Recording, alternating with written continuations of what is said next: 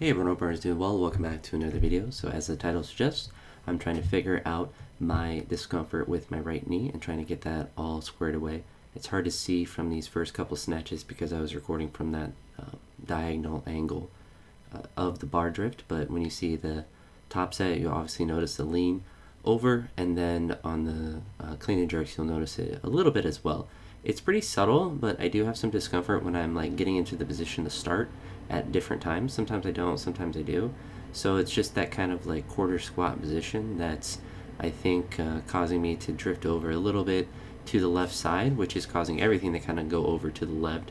So it's kind of weird because I've been focusing a lot on my left shoulder because I do have a little bit of discomfort on there, and I do think that is something I need to continue to work on, but it isn't something where I have a strength deficit on that side. It's more so my right leg has a deficit or has discomfort, so my body is trying to avoid that by pushing it to the other side. So it's kind of pushing everything to the left side, which of course is not good if my left shoulder is a little bit in discomfort. So some things I try to do after these main lifts, which I was still able to get heavy, and that's what it's a weird discomfort because you see here like no discomfort on this 140, even though the jerk was kind of stanky. I pushed it forward, and kind of the same with 150, but then I was able to squat heavy and pull heavy without discomfort in my knee. But sometimes when I'm in my start position or like right as I start, I get a little hesitant because of the pain.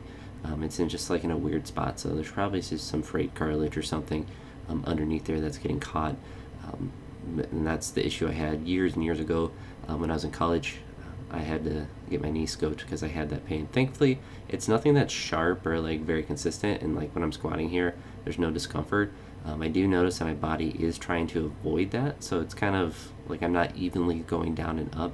And I moved the camera just for convenience sakes for other people in the gym, so I didn't want to record from the front, but it would have been kind of useful to do that, but it's not always possible. Just like when I'm in the shed, I can always only get from the side or from the angle, or like a diagonal angle just from that. But this is pretty happy with that pull, but it definitely felt uneven when I was pulling it, and I think that's because of that right knee. So some things I was doing after this workout that I think will probably help is one, stretch.